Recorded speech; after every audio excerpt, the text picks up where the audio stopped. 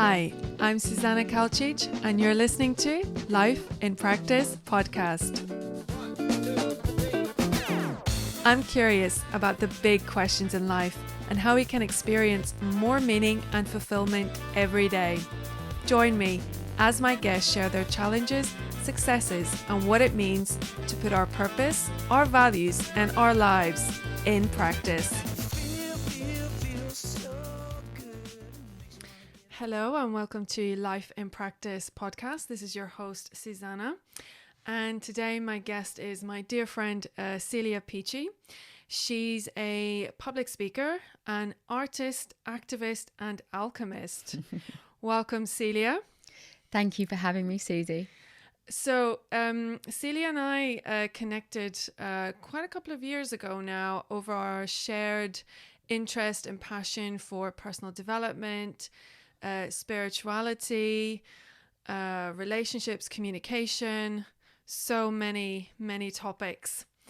And we did Tony Robbins together, UPW. That's right, we did. That was an amazing experience that I think kind of brought our friendship even closer. Definitely, it crystallized a whole new level of energy between us, didn't it? About what it takes to really be the ultimate alchemist of our lives, which is what we've been exploring together, as you've been an integral part of my growth as much as I'm sure I have yours. Oh yeah, 100%. Like you've brought so much to me. Like, but we'll go into that as we go. But what I wanted to start off with first, have you always had this interest for personal development and spirituality, or is it something that was kind of there as a seed when you were a child, or is it something that kind of you gradually got into, or maybe you had an experience that kind of woke you up to something? Wow, yeah, quite a question. So there's so much within that. So the journey really became noticing when I was back home growing up through teenage years how my friends were making choices about their lives and none of it resonated with me. I was always hungry to get education. It's because I just felt that school wasn't offering me what I knew I was hungry for on some level, and it took a while to figure that out, as it does with all of us. It's been a long, winding journey of exploration. So with regards to the spiritual aspect, I guess drama school was my first port of call of understanding that I'm an instrument and that I have to clear my blocks in order to be able to be present and facilitate something else to come through me. So I wouldn't have necessarily called it spirituality at the time, but through certain wake-up calls, through different exercises and understanding how much it takes for you to just be present with one thing and really focus on studying it and practicing it in order to master it. I think then I realized that I needed mind training, and that's when drama school really helped me understand. We did movement exercises, so we were understanding how to move the breath with the movement, with the words. How does another character breathe? How do they perceive the world? And that's, I think, indirectly, I started on the journey of empathy. What does another person feel? How do I understand from their perspective? Because I felt misunderstood growing up and I wanted greater understanding. Therefore, I needed to understand the human condition. And it was through acting that I actually started to get to grips with history, in the sense that these people in history books are real people. They had experiences. So then I guess you start to open up the whole journey of life through, evolution through history. So with regards to spirituality, I think drama school opened me up to that I'm a vessel for information. And then it was an emotional breakthrough, because I think when you study anything artistic, it challenges all your preconceived ideas, because all of a sudden you're not following someone else's prescription. You're asked to offer something of yourself, which means you need to be seen, you need to be vulnerable, and you need to trust yourself. And so that means you crack. And that's when I first had my first awakening at drama school. And then it's been a journey from then of consistent work in different ways to meet myself on the path of creative exploration and healing. And so call it what you will, it's all been spiritual. Yeah, no. So this like kind of theme of creativity and the creative process. I've had a couple of people who I interviewed before, and we discussed this a bit. And I mean, from my perspective on it, I wonder if it's something that you agree with, is that the creative process itself is kind of a spiritual experience, because when you tap into like true creativity, it's not you who's actually creating. You're actually tuning into, whether you want to call it like collective consciousness, and in your words, as you said, like you're kind of used as a vessel for that communication or that project or whatever. Is that something that Yeah, resonates? I think through a spiritual practice, it's allowed me to let go of any rigidity, fear, preconceived ideas, and allow something new to come through, which is more playful, more fearless, and more spontaneous. Because, you know, we're creatures of habit. So unless you have a practice that allows you to observe your patterns and show up with another character's patterns to actually really perceive them and then allow them to be expressed through you, you do have to be of service to something higher. So yeah, I would definitely say that it's about being an instrument for good. That's where your limitless capacity comes through. And just what you talked about, like exploring different blocks, because I think within creativity, also that's where the ego shows up a lot, because I think, I know, in a way it's our egos that block the kind of the smoothness of the creative process. What do you think? Totally. So, as you know, I've got this alter ego aspect called neurotica, and she's the one that creates the excuses and the reasons and the judgments to not allow herself to be playful or a fool or align with values and vulnerability. It's all about defensiveness and holding it together and looking good, but not necessarily feeling good. And, you know, life is messy. And when we can actually make peace and be there for ourselves in our mess, that's when we start to make real progress, I believe anyway, because I'm not adding insult to injury, I'm not beating myself up, and I'm allowing myself to feel energized by observing, okay, I've made a mistake. Okay, I'm not perfect. Okay, that person's done it better than me. You just don't give up. You allow yourself to go on that journey, and I think that's where the ego can get in the way, because it's trying to save you from getting hurt or humiliated. Totally, yeah. But just to backtrack just a little bit, so you said you had the awakening in your drama school. So what exactly happened to you there? What was the realization? What did you wake up to? Okay, so when I went to drama school, it was the first month into drama school, full of ambition, as you can imagine. All these young, you know, I was in my 20s. I was like, this is it. I'm going to Hollywood. I've got everything that it takes. I worked really hard, I have to say. You know, I didn't have a place to stay. I was squatting before I got there, and I trained really hard, saved up, worked hard to get a private teacher. And then I did the private classes and got into one of the top drama schools.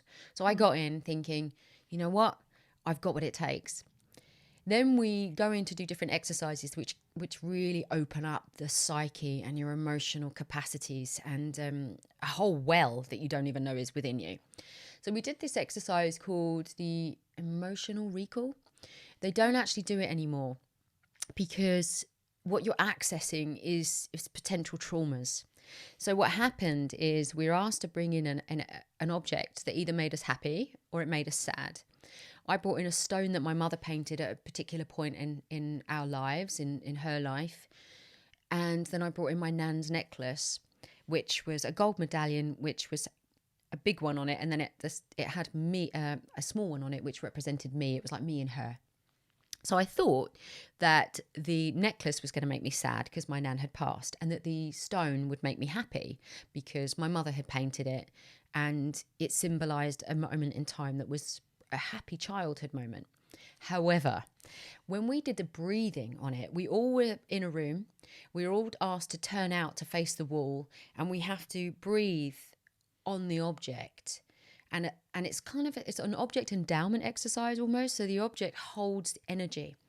So when we did this breathing exercise, what I realized as I was doing it is that my nan's necklace actually brought me quite a lot of happiness. It was the sound, the jingle that I could hear when she walked into a room.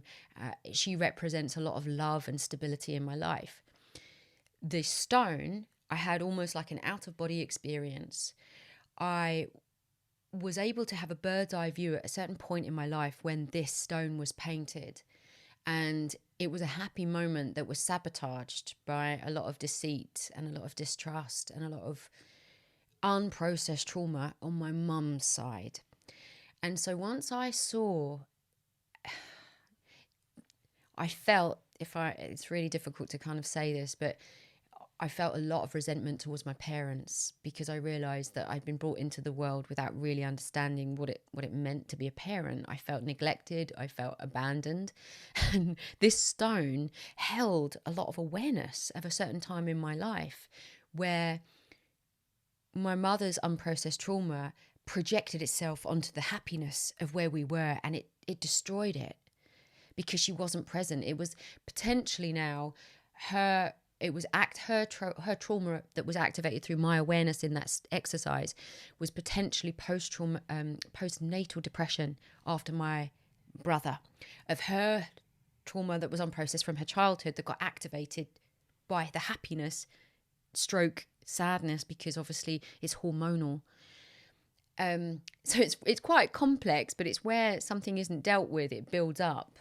So anyway, I had this out of body experience where I could see this time in my life, and I felt like, wow, I realised I'd normalised a lot of trauma and a lot of neglect. And although I didn't want to blame my parents, I came out, a lot of us were very upset from the exercises. There was so many people crying, but you're not given any therapy or debriefing after such an exercise. You're just told, oh, it's break time now.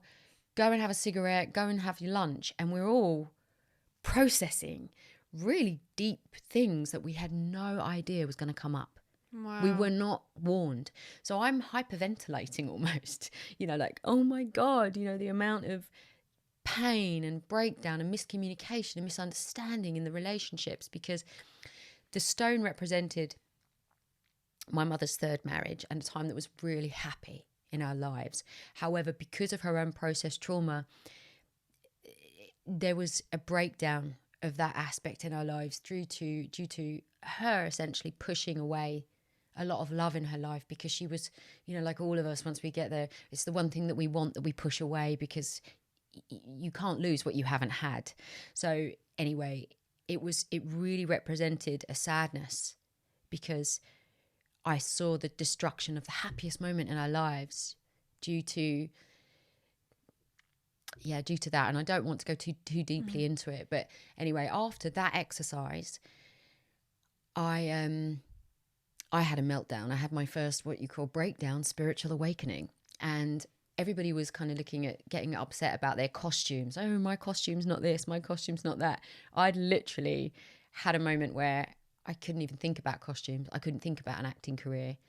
I had to go back to basics and make peace with the fact that I really didn't know what my values were. I didn't know where I stood with my parents. And I got very, very ill. I got a condition, a skin condition. It's mild now, but at the time as an actress, it was psoriasis, and it meant a lot. And it was a lot of anger coming to the surface. And so I tried to stay at drama school, but it just wasn't possible. My life was showing me that I really needed to go back to basics and learn to love and learn to make peace. And when I had to take a year out of drama school in order to just look at my life, my parents had to come together for the first time to support me emotionally. And I was 23. Wow. And it was the first time that I'd felt like a child. Even though, because I'd always had to pull it together and make it through and almost mother my own mother. So I realised so much through that exercise, through breathing. So yeah, I don't think they do that exercise anymore, but that for me was incredible. realization, a very painful one. But, you know, I had to take a year out of drama school. I went traveling. I fell in love. I kind of started to understand what was important in life. And although ambition is important, yeah, I realized that I had to really come from the heart about why I want certain things, that I needed to be validated from within. And you know what it's like, drama school, high hopes, Hollywood. It's a lot of external validation that my soul was telling me was not going to help me. Wow. Yeah. Does that resonate with your question, with your answer? Yeah, definitely. No, I can definitely see, like, and thank you for going into the Detail. detail of how the actual awakening happened. Yeah, I mean, it's kind of, we realize things, as you say, that we have normalized for so long, and that when it comes to light, it's like, oh wow, that's been there the whole time. Yeah, and I think with the journey going on to that, it's like, as you realize how much love was lacking in your life, you have to really master the art of not going into victim about it, but just being grateful for the realization and what we have now moving forward. So that was the beginning of my spiritual awakening, I guess, is that my ego was completely just smashed, you know, with hopes and dreams, to just really get real about what's important to me, which is family and friends, and questioning values and sort of figuring out how to live in alignment with them. Yeah, absolutely. And then, so did you go back to drama school? Because then you kind of explored spirituality a bit further. I took a year out of drama school and just took a look at life, you know, and went traveling and fell in love. And then I did go back, because I'm someone that loves to, you know, I finish what I start, regardless of the traumas and the challenges that life is. We must follow through, because life will break our hearts, but we mustn't break our own hearts. So I did go back to drama school. That was powerful. Say it again. Life can break our hearts, but we mustn't break our own heart. Yeah. You know, we have to be there for ourselves. And I think that for me, when I realized that no one's going to do it for me, I need to show up and finish what I started. So I did. I went back and completed drama school. I left it on a good note. But I think that the growth that I went through on the year out really helped me become a better actress. Yeah. Because I understood the vulnerability and the fragility of different characters, and the level of empathy that I talked about in the beginning was really viscerally, it landed. Wow. And then obviously the relationship with your mum has been such I think a key part to your journey. Can you speak a bit more into that, how that has had an impact on you? My relationship with my mum, you know, she was a fabulous person, but she was very young when she gave birth to me. So she was 21 years old. Now, when I was 21 years old, I did not have my act together. You know, we're all mature at different levels. So my mum was really close. We were really close. We were really good friends. I think as a mother, she didn't really know how to operate, you know, and there was a lot of unprocessed trauma. And I think, you know, I'm very particular now about people. Why are you bringing a child into the world? Do you know what you're really bringing in? It's a sacred commitment to another being. And so she was a really good soul, really good person, great sense of humour. However, that was a different generation. And there was a lot of unprocessed trauma, a lot of mental health issues. And it was like I was always trying to heal my mother. I was the mother to my mother. And so even though I got an opportunity to touch on my own dreams, I felt like, which was the name of my play, Girl Constantly Effing Interrupted. It was like, oh, here we go again. Something else to interrupt the flow. But now I realise the obstacles are the journey, you know. So when I gather, when you're asking me about my mum, you're always asking me about the tragedy that happened. So I think growing up was I didn't realise, as I said to you, the level of trauma that I had normalised, trying to cope as a teenager with a mother that had mental health issues, that also had no real understanding of really healthy love. And so She got married to the man of her dreams. It did happen. It happens.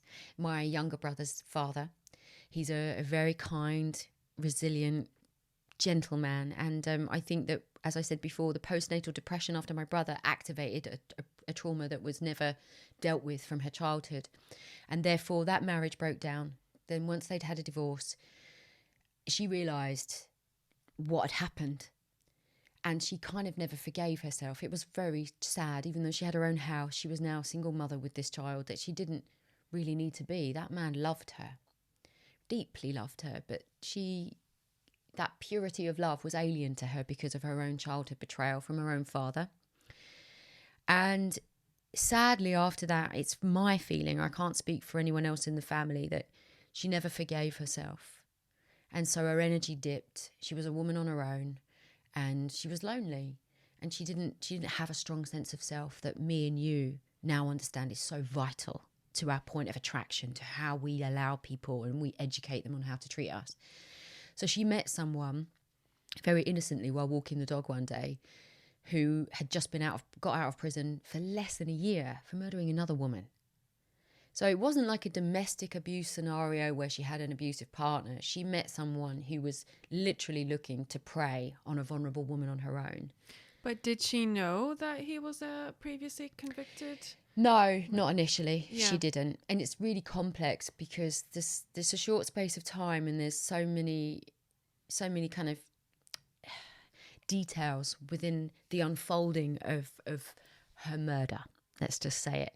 So, yeah, in order to clarify it for people listening, after my mother's third divorce, third time, she never really recovered. And when she was innocently walking the dog, she met someone who seemed very charming and intelligent, but they had an agenda. They weren't just a guy that she met. This was someone that was looking to prey on someone. And so she dated this person for a short period of time, and sadly was taken advantage of.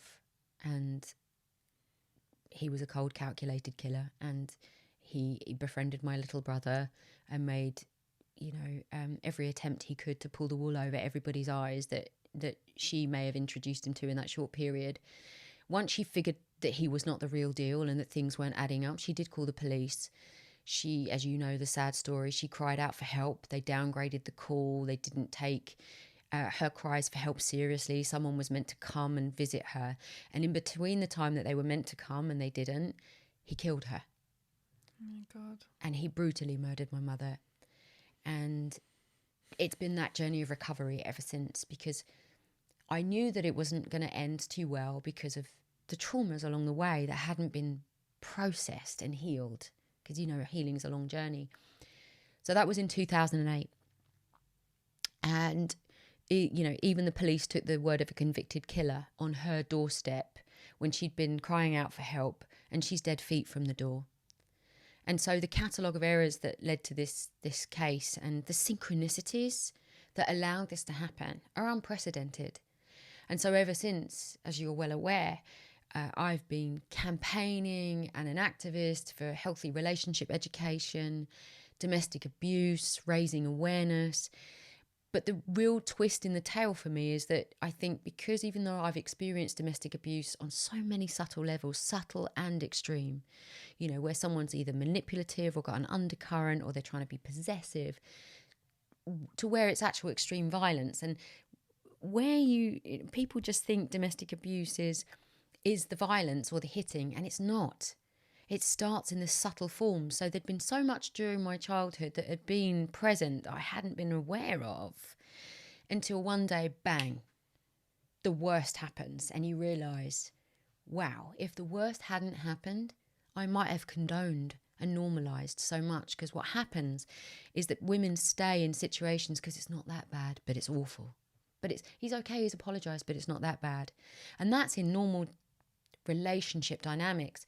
Whereas mine was, even though I'd seen a lot of abuse in my mother's patterns that I'd also taken on board and normalised to some extent, this was not that. This was someone that actually was a cold, calculated killer that came in and had an agenda and then just killed her. So can you imagine that it's like making peace with the fact that it wasn't a normal domestic abuse scenario. This was a psychopath, yet you've normalized abuse every step of the way, and then you have that realization, and then the worst of the worst happens.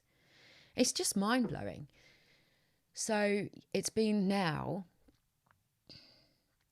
almost 12 years of campaigning and consistent healing and therapy and creative expressions to come to terms and find ways of activating my pain and channeling it into something of purpose, so that I can actually contribute the best of myself to society, I guess, and not be the victim, be the pioneer, be the alchemist, because we all have something to overcome, some more challenging than others. Yeah. I think one of the things that always struck me when you tell that story is when you found out and how you had that response. I mean, I have no idea where you found that strength, that wisdom, that insight. It's just beyond me. Okay, so yeah, thank you. Just to contextualize for the audience, I guess, that before my mum's death, this man had created so much distance between her and I that I thought that she didn't want anything to do with me anymore. I'd been trying to help, but there was always something in the way, or there was a miscommunication and there was a disinterest, but I didn't realize she was being controlled in the background. And I just reached a point where I'm sure the audience can resonate with this, where I was struggling to align thought, word and deed. I would say one thing, but I wasn't doing what I said I wanted to do. And no holiday was going to fix all this multitasking and this obsessive compulsive achievement disorder, but feeling like I wasn't really making progress. So a year previous, before I surrendered to doing a Vipassana, which is a 10-day silent meditation retreat, I found out about it and I was like, who on earth would do that? But gradually, since that time of first ever finding out about it, that year passed and things hadn't changed. And I was desperate to just make my dreams come true. And there was no one holding me back but myself. And so I went to visit my mother just before I went on this retreat. And it was sad. She came out of the house and she gave me a lift to the station. And I didn't know that this man may have been in the house at the time. She got in the car, she gave me a lift to the station, and I was at my wit's end. It was her birthday, and I said, look, when I come out from this 10-day silent meditation retreat where you meditate for 10 hours a day, I will take you to the Ritz or somewhere beautiful, whatever you want for your birthday. And she said to me, Celia, I feel so much stronger when you're around. I love you. You're good at everything you do. Just go and do what you need to do. I wish you were around more often. She hugged me. And she hugged me like she didn't want to let me go. But at that point, I just knew that I needed to be there for myself. So I go on the retreat. And my ego is telling me, don't go on holiday. You're mad. Why are you going to meditate and sit still for 10 hours for 10 days? You're a crazy woman. But I knew that I had to train my mind. I was chaos. And I needed to just figure out how to get myself to do what I needed to do. So I go on this retreat, and whilst I'm on that retreat, I'm having downloads. You train your mind through your body, the monkey mind that's running off with scenarios to the past, to the future and the past. And you're training your mind to release what's called sankharas, which are the stories the body stores. So say if someone said, Susie, you're not really good at that, and they're at school, you might go, oh, and you carry that in your body, this kind of apologetic. So what you do when you meditate is you sit in a very neutral position and you just train your mind into understanding craving and attachment, which are the two things that lead to misery. So you start to understand why you've got impulsive cravings and attachments, things that you're autopilot reacting rather than responding. So you get to understand why you are reacting, why you are hooked into certain things because of the stories you've been telling yourself, because of the root causes. So it's like a real deep training within the body's wisdom. Anyway, the training's deep. And while I was there, literally discovering and exploring peace for the first time, like I realised I didn't know what peace was. I'm really getting to grips, like peace of mind. The first 5 to 6 days were horrific. You know, getting beyond your own chaos and your own neuroses. Anyway, once I broke through the other side, I was experiencing heaven, you know, within myself. However, the contrast is that whilst I was experiencing that, my mum was being tortured and threatened and bullied and was in fear for her life. And I had no idea. But I tried to save my mum on numerous occasions. And this time I had to do something for myself. And it just so happens that at that time, I had to be my own saviour. She was murdered while I was on the retreat. And whilst I was in the retreat, you know, you've got no phone. No one could get hold of me. So at the end of the retreat, we're given our phones back, and I'm having an epiphany. You know, I've told all my mind's told me this person's like this, and created all these stories about who these people are. And at the end, when you actually talk, you have another epiphany. This is a bullshit machine. It's telling me shit about this person and about that person, judgments and assumptions that just aren't helpful. They're separating, and they're not true. So I was having an amazing, like, really. I just felt like I've discovered something. I've achieved something that's so beyond anything any institution could have ever given me, like real insight into my own self and my own crap. So I felt really high, and I'd followed through, and it was great to connect with people beyond the mind, from the heart. Anyway, I had the phone, and I thought, no, I'm not going to check the messages. I'm going to allow myself to complete this experience. This is sacred. And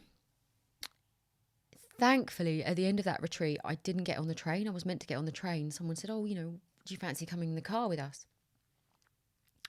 And I got in the car, and I thought, okay, now's the time to check my messages. And my ego was like, oh my God, I'm so popular. There's all these messages on my phone. And I listened to the voicemail, and I got some from the police saying your mother's missing. Then I get a message from my mum's best friend saying, Celia, something's urgent's happened. You need to call me. So I said to them, can you stop the car? Stop the car. I get out and I go into this field. I phone my mum's best friend, and she says, Celia, I'm really sorry, but your mum's been murdered. And as you can imagine, I just went into complete shock. And I think I screamed. And then I was in this mad space, you know, this really peaceful place. I mean, imagine I've just been trained for 10 days, for 10 hours a day, to train my mind not to react but to respond. And all of a sudden, I did something I'd never done before. I was so present. And I just said, this either makes me or breaks me. And I clapped my hands and was just like, it makes me. And in that moment, it was like crystallizing that decision. That was the space between stimulus and response as to whether I went into the victim or I went into the victor, or if I went into, you know, it was just incredible because I've never done that before and I haven't done it since. And I just stood there and anchored that intention, that decision. And then I had all this download of symbols and messages. And the message that I received was, be faithful. The balance is being addressed. And I walked back to the car really, really calm. And there was just a peace and an ability to observe that I would never have had if I'd not gone on that retreat. I'd be dead today because I had no tools. I would have, you know, because I still had a meltdown, obviously, after that. Everything went to... Yeah, because I was going to say, was that experience, because kind of, it's like, it's almost like shock. Yeah. You don't feel it as like the grief and the anger and the sadness, that kind of tends to happen a bit later. I think, obviously, the body goes into shock immediately, But having made that decision, I went into observation. And I sat in the car, and there was a woman that smoked in the car. You know, I'd just stopped smoking before that retreat, because before that, I had already just cleaned up my act from drug addiction. And, you know, it was a year before my mum's death. I'd done a lot of work cleaning up my act. That was part of my other spiritual process, was going to AA and Cocaine Anonymous and understanding what it meant to be clean and take responsibility for my resentments and clean house, literally. So that, you know, thank God I'd done some of that groundwork. But when I sat in the car, I could have reached for that cigarette. I could have compounded. I could have made loads of decisions that would have just compounded, added insult to injury. I've got every excuse to hit the fuck it button, but I didn't. And we went to this pub and we sat, and I ordered a tea. And I just sat there, and they were like, we're so honoured to be with you and to hold this space with you. This is incredible. Like, you're so loved. And I could have been on a train on my own, or if I'd checked my phone while I was on that retreat, I could have destroyed everyone's retreat. You know, everyone was having a sacred awakening. Thank God I was in a really safe, small space with people that knew how to hold me in that moment. Yeah, absolutely. Because if I'd been on that train with strangers on my own, my God, could you imagine? I was in a field, and then I was, you know, carefully driven home. Gosh, it's so many years on, and yeah, you know, it's so profound because I'm so grateful. Anyway, so that moment crystallized everything, but I was in shock. I got back to my apartment, and I was making jokes. It's not every day your mum gets murdered and blah, blah, blah. And then someone else told me about someone else doing really well. There was a friend came round and like, oh, something's happened for someone else. And I was like, I've just put myself back together again. And now this. And I don't know if it resonates with anyone else, but I just slid down the wall and I was like, why? You know, I'm having to pick up the pieces again and put myself back together. Yeah. And this is what it felt like. Drama school, dream comes true. Trauma happens, have a meltdown, have to go back. You know, it's patterns. But this was the ultimate test. And it's been a real journey to show up, to fight for justice, because it wasn't just a murder, it was a complete failure by the criminal justice system and the police. Absolutely, yeah. So, yeah, it's been a journey of the microcosm and the macrocosm. But that moment and that meditation retreat is the reason I'm alive, definitely, because the mind is everything, you know. But still, it's still like it gave you that strength as well, you know, because as you say, it's so easy. I think like most people would go down the route of just why me, which obviously it's and stay there. But the fact that you actually chose, and I would ask you, was that kind of a defining moment where you're like, I'm going to be the alchemist of my own life, I'm going to turn this pain into purpose, or you're gonna it's you know, it's really strange. It's almost like part of me can take responsibility for that moment because I'd done the priming.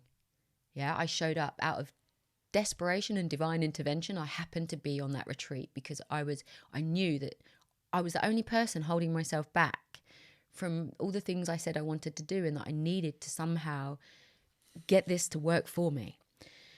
But there's also, it was out of my hands. It was a higher power because I'd never done that. I couldn't have planned it. It would just, it makes me. And although everything fell apart, that stayed with me. This either makes me or breaks me. And it wasn't, coming back to talking about being the ultimate alchemist of your life, that was manifest, that kind of superhero mentality that I took on board was because everything kept going wrong. You know, loads of things after that. Because you imagine you're in the vibration of grief. If anyone talks about the law of attraction, I was in grief and shame. That meant that I was vulnerable to other people's agendas, and I had to seek help to find strength, to understand boundaries, to lift my energy, to find my strength, to build my trust. My mum was raped and murdered and her bank accounts emptied. I'm lucky my brother is alive. My whole life, my whole structure for faith in humankind was destroyed. It was already fragile. I was going to say, like, how on earth do you, like, start to try and trust anybody or even trust life itself? Well, that's interesting, because if you think about that defining moment, that was life speaking through me, and it was so mystical. It was so mystical, and that's what I think my intention was, just to get a grip of my own self, to be there for myself and stop abandoning myself in addiction or gossip or blame. And the Vipassana helped me realise it was the ultimate bonding experience. Take responsibility, be present. And to cultivate an understanding of peace, which is a miracle. And to really understand there's a critic, and that's not me. I can observe it. I don't have to be it. I don't have to identify with it. It wants to destroy and attack everything. That's not me. I'm a lover. I'm a faithful person. I believe in things. I believe in the goodness of humanity. So yeah, that moment was the defining moment. But as I said, coming back to Ultimate Alchemist, where everything kept going wrong, I had to somehow come home to lightheartedness, thank God, to spiritual practice, and go, I'm the ultimate alchemist of my life. I've got this. So after something like what happens with Mum's murder, you go in kind of like grief. You go into kind of like a delusional time and space where you're kind of you're in a parallel universe.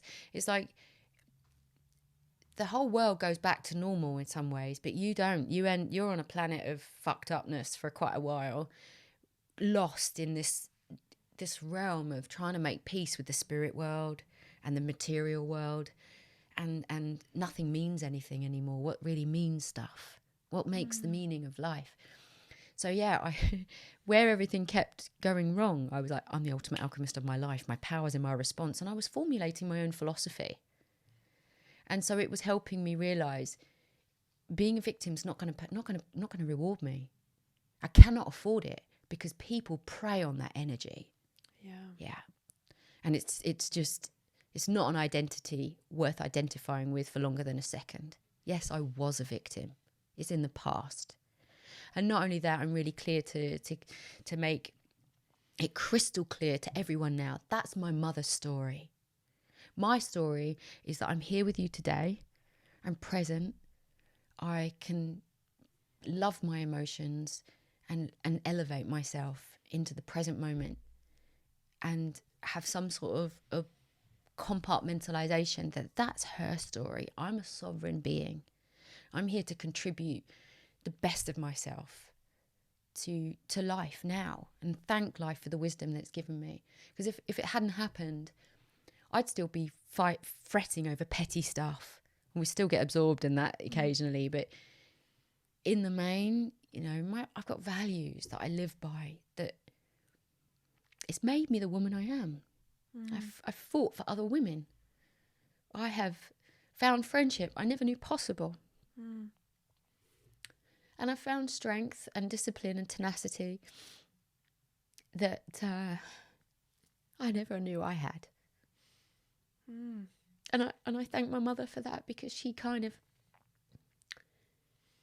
her life has been a catalyst, a sacrifice for all these other women, and for the system to change, and for me to use my voice in a way that is really useful. It's not about me and being a Hollywood actress and being famous. It's about making people feel seen and heard and valued, and allowing myself that privilege as well. Yeah. Wow. Sorry. So emotional. No, of course. Like, oh my God. Well, it's so important. I mean, like, your courage just to show up and talk about this stuff, it's really, like, thank you. But when we think, like, I just want to point back to something you said about kind of not being a victim. But then there's like a train of thought that people say, oh, you're victim shaming, but it's not that. No.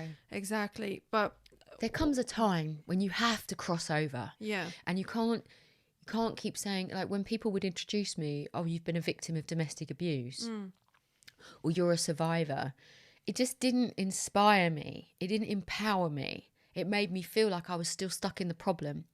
And so through working with Safe Lives charity, and I'm also an ambassador, as you know, for Amnesty International and Peaceful Solutions charity. I'm studying nonviolent communication because I believe that real empowerment comes through shifting your language, and also not saying don't, but energetically sending a signal of antagonizing, because we've all got a reason somewhere along the line to be angry and to be to retaliate and to throw things out at life. This is reason why, and I choose not to do that. And so through working with Safe Lives, I said, look, if we're going to inspire other women to come out of the darkness, survivor and victim's it's not really stepping over that threshold. So I said, let's go for pioneers, because you're a pioneer of your experience. You're overcoming your patterns and stepping into the unknown. Who is Susie at her most empowered? Who is Susie when she's in her goddess? Who is Susie when she's in command and in charge of her destiny? Who is Susie when she's present and playful and not lost in her story or her parents' story or all the excuses? And so when you're a pioneer, you're in the unknown realm of creativity, of possibility.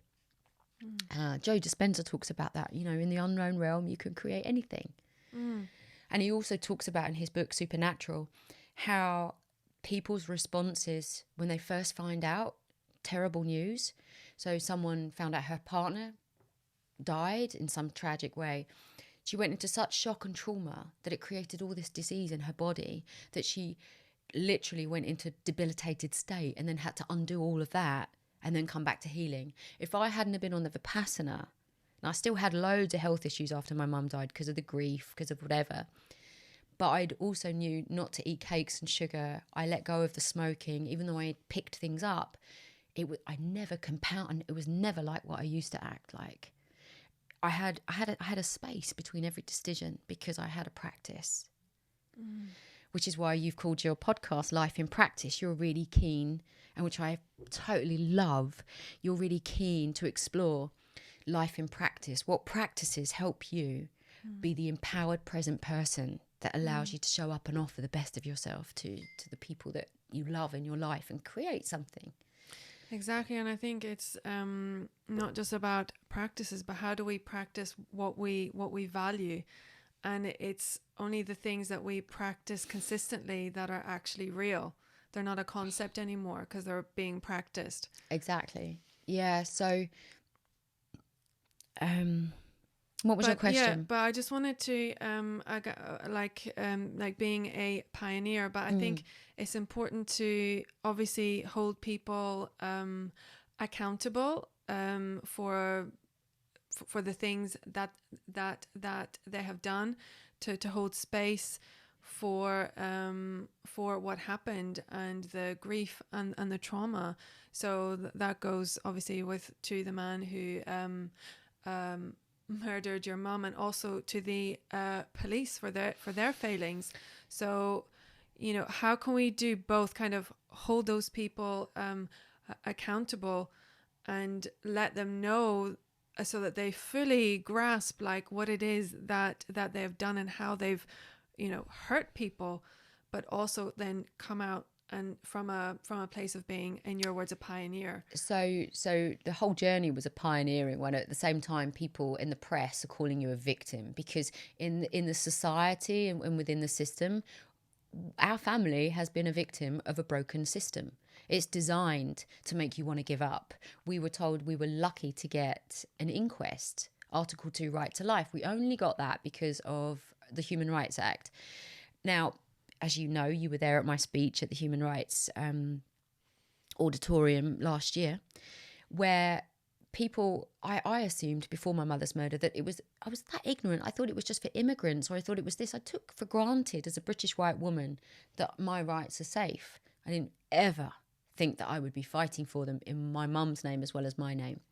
So in relation to the system, me and my family, we're victims. However, personally, as I go into the unknown, I did not know that it was going to be a 5-year journey. I was in unknown territory. Personally, even though the label of the system is saying I'm a victim. Personally, I'm saying I'm a pioneer. I'm a pioneer. So I'm having to resonate a different thing. It's something else. Someone else is taking your identity and plastering the press with victim, but you have to inside say to yourself, pioneer, ultimate alchemist, pioneer, because you might never make it to the finishing line if you're still saying you're a victim. It took 5 years to get an inquest, to get some sort of accountability from the police and from the system at large about how the mappers let her down, because he should have been tracked from leaving his country into this country, and there should have been restrictions put on him. But none of that was done. And there was no risk assessment for my mother. So there were loads of different things. But again, it comes back to what you're telling yourself. And so I would not allow victim to stick with me, because otherwise I'd still be full of excuses. You can only allow yourself truly to identify that for a short period, because there were times, Susie, as you're well aware, when you feel that low. I lay in bed and I thought, you've got every reason to just give up. You've got the perfect excuse. If you want to cop out, this is it. You've got the reason. And I just couldn't do that. I couldn't do that. And it's only because of my spiritual practice that I've been able to observe myself from a higher space. Yeah. My mum didn't have a spiritual practice. My dad doesn't have a spiritual practice. And so for me, it's about having a self-reflective practice. What am I thinking? What am I saying? What am I doing? Is it in alignment with how I choose to be? Yeah. Or am I just being a mess for everybody around me? And that takes time and self-compassion, because it's not an easy journey to put all those fragments together and come home to wholeness and take responsibility for yourself. Responsibility. It was only before her death that I chose to take that responsibility. And as I took that leap, the featherbed was there for me. My own higher self. Wow. So going on that healing journey, where did that lead you to? What were some of the things that you explored or tried or... Oh, how about everything? Yeah. So initially it started with conventional therapies before my mother died. And then I remember telling my therapist what had happened. And she was blown away, and then it went on to a deeper journey of, I went back and re-related to Vipassana, because I knew that if I didn't go back and revisit at the right time, that retreat, I might not hold true to the practice that saved me in the first place. So the Vipassana, the therapy, AA, Alcoholics Anonymous, Cocaine Anonymous, I continued with doing some of the steps on and off. I have been experimenting, as you're aware, with shamanism. I did many years looking into shamanic practices, soul retrieval, speaking to the soul of my mother, my father, people that are alive as well as dead, and just saying what I needed to say, all that unfinished business. And you do a lot of stuff that you're thinking, why am I doing this? What is this about?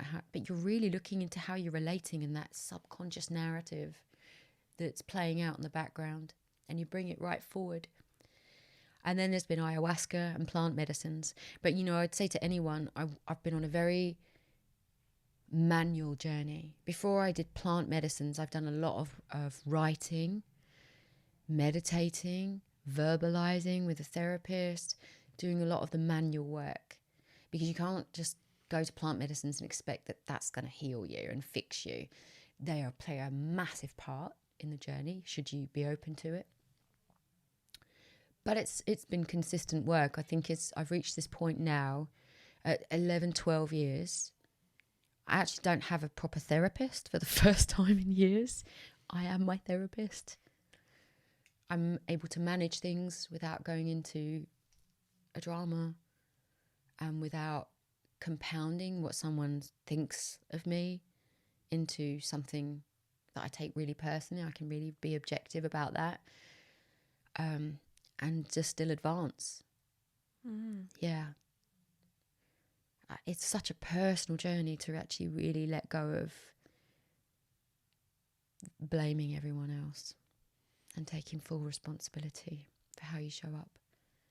Yeah, absolutely. But then, you know, as I'll say, you know, people also do deserve, I don't want to say to be blamed if that's not the right language, but, you know, people who do bad things need to face those consequences, you know. 100%. And, you know, recently I did a podcast with Real Crime Profile. Yeah. And if you hear me in that, Yeah. I am so hard hitting, more than ever in a way. I've been very diplomatic, so calm, doing my best not to blame any, like to hate police. There are good police officers. However, there are lazy, neglectful individuals within an institution that is faceless and that is not serving the people in the way that it can, and it needs to be held accountable.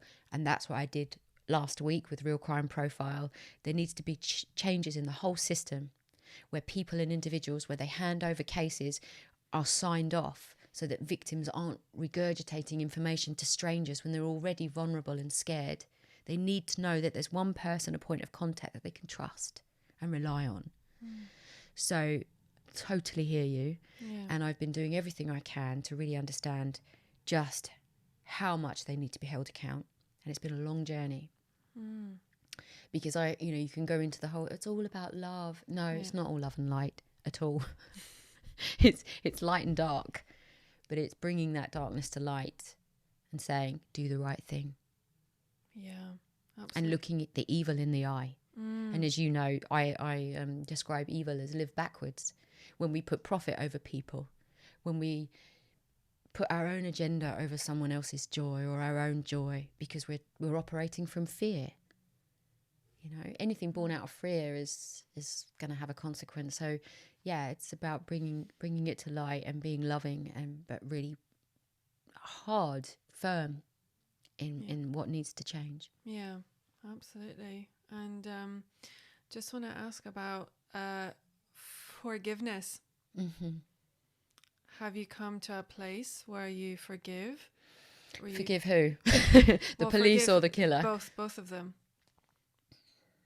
Because I can imagine, like, if any woman or man who's experienced something similar, they've probably felt the same things that you have. And because I think your story is so inspiring that there is a light at the end of the tunnel, you know.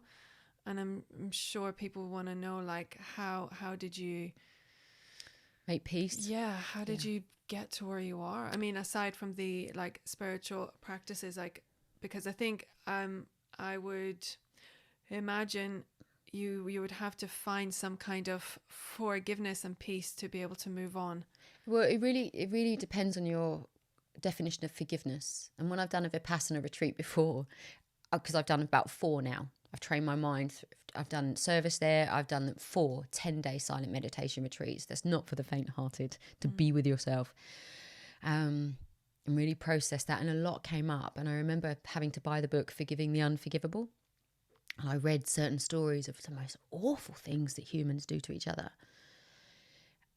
But, you know, my life has given me insight onto a higher level of energy, vibration, law of attraction. And so I realised that if I hold on to that grudge and that resentment, that's energy resent. So for me, forgiving is giving the pain to a higher purpose. It's letting go of the judgment or the grievance and holding on to the wisdom. And so with my mother's killer, somewhere along the line, he was corrupted away from love. There must have been a very traumatic childhood there. I don't know the ins and outs. All I know is that person is deeply, deeply troubled. The police hold them account. Do I forgive? I have to say that in forgiveness, I guess, it's letting go of the grudge. I love myself enough to let go of that grudge and say, it's happened. Now what do I do? How can I help prevent other people losing their lives? How can I show up in a way that shows light at the end of the tunnel? And how can I celebrate my life? My life matters. I can't live in the shadow of what happened to my mother. So forgiveness for me is empowering myself with the wisdom that I see that I'm a sovereign being, and awful things happen to loads of people in this world. Some people suffer more than others, and it can either, like what happened after the Vipassana, it can either make me or break me. And I don't say that lightly. Every single day I have that, yeah, but it was because this happened that you can't do that. It's because this happened that you've got this excuse. And you have to use that voice, and you have to say, it's because of that I can, and I will. And you have to pivot every single time that voice comes up, because otherwise you attract what you put out. And you cannot afford, I have to live in faith that everything that happens is for the greater good. And there's always someone worse off, you know. And it's my legacy to my mum to live my truth. We're not our parents. You know, the biology belief says that. And I've been studying, as you're well aware, to the nth degree. How do I speak my highest truth? How do I be courageous yet humble? How do I get out of my own way? Be vulnerable but empowered. And that's moment to moment thing, I guess. Absolutely. And I think one of the things that I've seen from you is like really breaking the patterns that you've inherited from your parents ruthlessly. Yes. And also, as we said before this podcast, it's like saying the relationship with my father and my mother.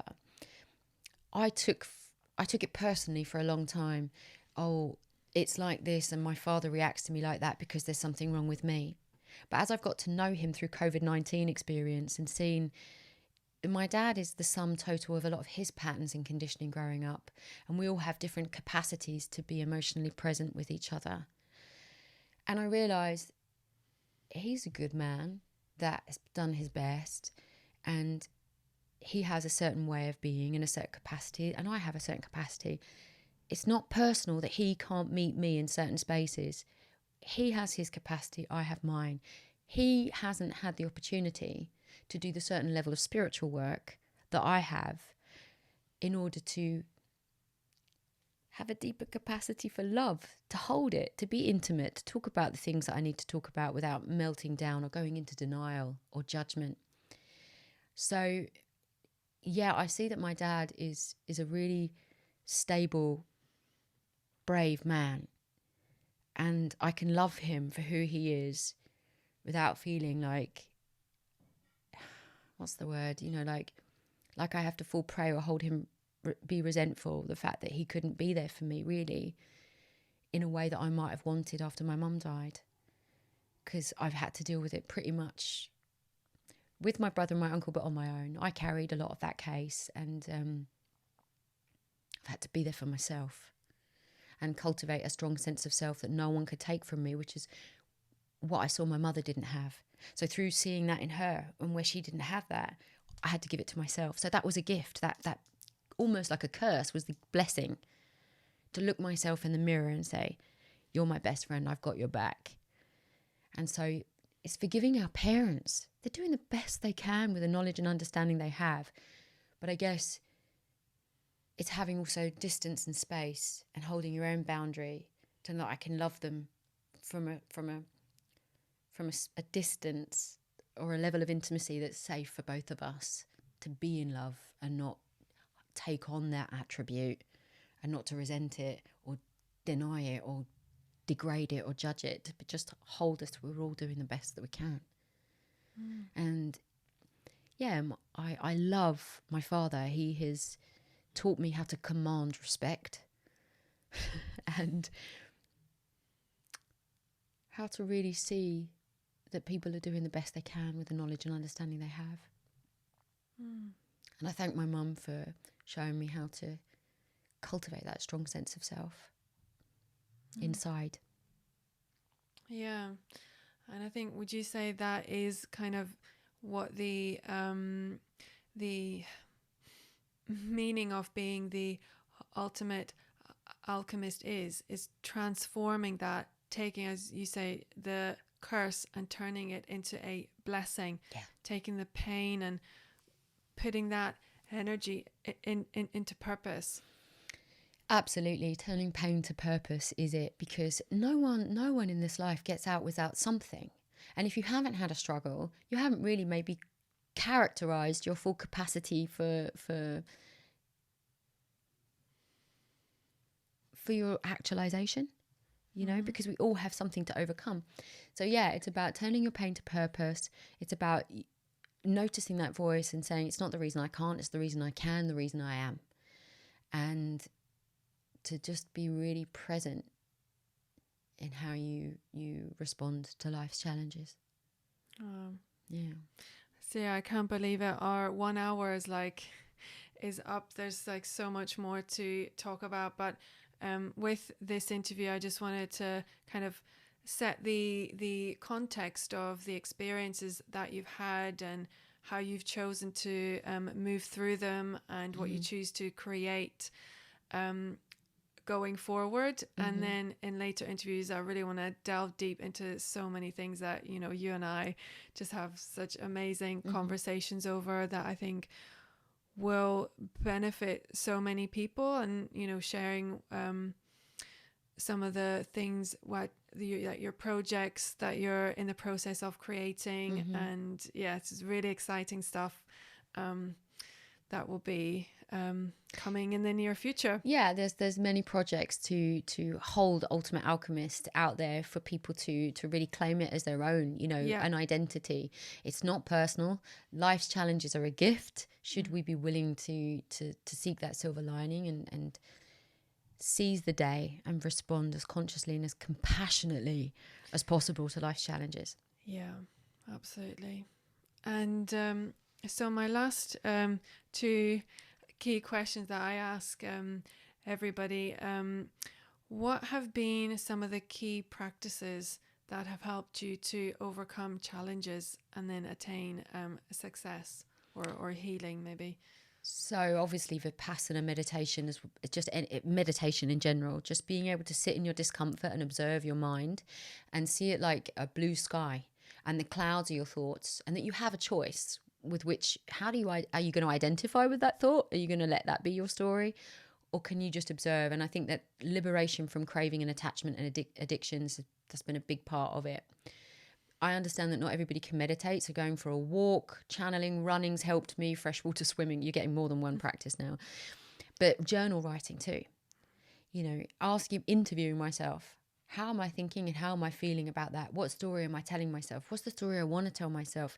How am I getting in the way? How can I get out of the way? And really, it's like my brother said to me. He said, if I spent as much time believing in myself as I did doubting myself, imagine what I could create. And I think through journal writing, you really reflect. And without a self-reflective practice, you don't really know who you are. So yeah, I would say writing and having a safe space to reflect on your patterns and letting go of those nightmare narratives and allowing something else to come forward, something more conscious. Yeah, absolutely. I think like from my perspective, the ultimate practice is just bringing conscious awareness to the present moment, to your behavior, to everything. Well, it's also what we know a lot about is changing your state. I mean, for years, I've got up at the crack of dawn and I've gone running with a running partner and I've jumped in freezing cold water. And out of all of the practices, that freezing cold water has transformed everything, because every nerve cell, you know, Wim Hof does it too. It transforms you. You're awake, you're present. Everything shifts within you. And it just cleanses you energetically on another level. So it's about changing your state. So predominantly that's been years of conditioning myself. Like I used to lay in bed and be like, oh, I'm so tired today, I can't get up. And then I'd think, well, how's my day going to go if I don't get up and do that exercise? Well, it was a downward spiral. So I would get up. I'd get up, get out of bed, do what it takes. And then when I'd be in that water, I think, wow, I feel amazing. Because the worse you feel, if you do apply the tools, the most amazing transformation happens. You feel incredible, that you're like, I just felt like suicidal and now I feel on top of the world and the most empowered person. So that contrast really shows you the power of these exercises. So I've been drilling that for years, changing my state, elevating my energy so that I can evolve. And that's what Ultimate Alchemist is about. It's about how do you elevate yourself so that you can evolve into a vibration of love and not live in fear. Because most of the population live under courage, which is, the pride and the anger and all of that stuff and shame. And once you get up to courage and you get into the higher levels, then you've got something really powerful to offer, and you attract opportunities that are miraculous. So changing your state will change your story, which changes your strategy in life, because other coping mechanisms are the addictive ones. So you need to have a self-reflective practice, and you need to get into your body. Totally. This is your whole intelligence system right here, not just here. This is a fragment. This is the ultimate in your heart. Yeah. I know, before we started this interview, we did a Tony Robbins thing, so to get us into state. And yeah, getting out in nature, freezing cold water, doing things you don't want to do, that your mind is going, oh no, don't do that. Whatever your mind says, do the opposite. Listen to your heart, listen to your body. And I got this beautiful quote, it comes from India, which is, make your mind your friend, your heart your temple, and your body your teacher. Because the mind isn't the enemy.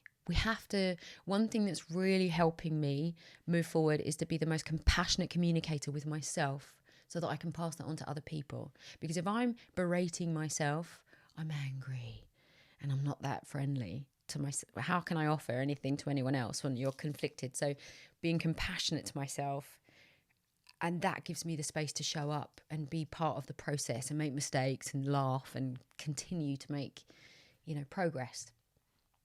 Brilliant. And so the final question, what do you value most and how do you put it into practice? I value freedom and sovereignty.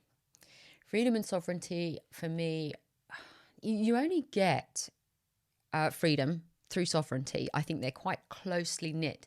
So it's taking responsibility, thought, word and deed, letting other people's opinions of you to just fall away and their projections, and saying, I know who I am and I'm going to follow through on my dreams. I know that I've been showing up and doing this. You have to really listen to that intuitive voice, and that's what gives you the freedom. Because you know that you've got up every day, and I've been drilling my discipline. Things take time. And so through honouring that, I think you're liberated from what other people think all the time, because that's a journey in itself, as we know. And that allows me to live in love.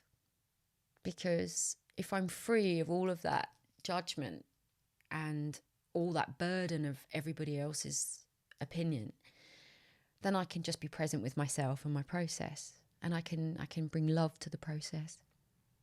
So sovereignty and freedom activate love for me. Wow. Yeah. I didn't think about it like that before.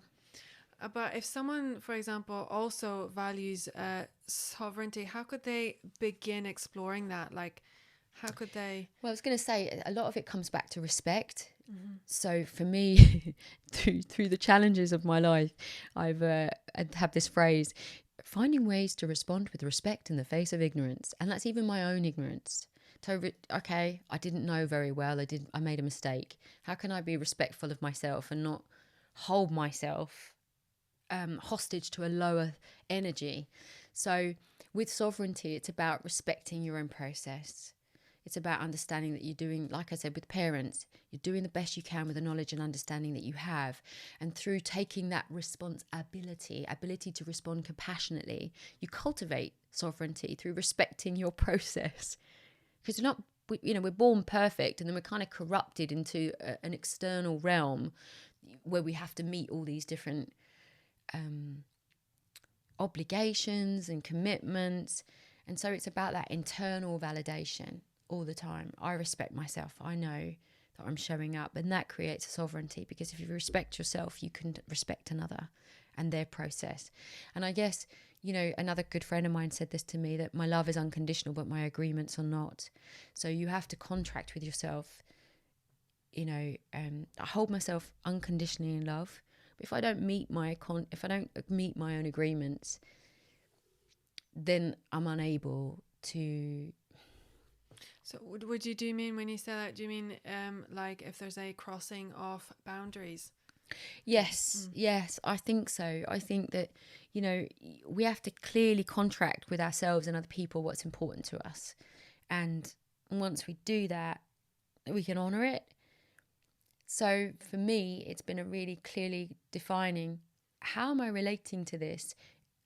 With sovereignty, to come back to what you said, am I being affected by external sources? Is that my dad's opinion? Is that the media's opinion? Like about money, there's so much external, I've got that Project Love as the currency. I had to look at my relationship to food, to money, to my own parents, to my own creativity. And so you have to look at all the different influences that might be making you relate to something in a certain way and go, is that serving me? Do I want that to be my truth in relationship to my art, my relationship to men, my relationship to money? So it's letting go of our parents, letting go in society and saying, okay, now I've got the awareness, I'm making a choice. And that for me has been a real self-reflective practice. So, what is it, that quote that an unexamined life is not... is a life not worth... Is a life not worth living? Something like that. So really, with a book, we hold it all in here, all those answers. So get interested in yourself. Get interested in who you are and who you're becoming, but love yourself. Love your being more than your becoming. Because for me, I used to race ahead with who I'm becoming, and I would miss the very person in front of me. And that's what Vipassana gave me, is the ability to trust that I'm enough in this moment. Wow. Beautiful way to end it, I think. Thank I am you. enough in this moment. To be continued. So we've got plenty more to delve deep into. So Celia, if anybody would like to find out a bit more about you, what's the best way to reach you, or like social media or website or anything? Sure. So you can go to Miss Celia Peachey with an EY at the end of Peachey on Instagram, or you can go to my website, www.celiapeachey.com, or you can get me on Ultimate Alchemist on my Facebook, and that's it at the moment. I'm available for questions, other interviews, talks, whatever, because I'm a public speaker. So I speak about the law of attraction, healthy relationships, creativity, creative healing, and being a sovereign being. Wow. Yeah, I'll make sure to provide links to this so everyone will be able to find you very easily. So thank you so much, Celia. This has been a real honor, and I look forward to more conversations with you. Thank you. Thanks a lot for having me. It's been a real pleasure. Thank you so much for listening. If you enjoy this podcast, please subscribe. And if you thought that this episode could benefit someone else, please share it with your friends. Thank you for listening, and I'll catch you next time.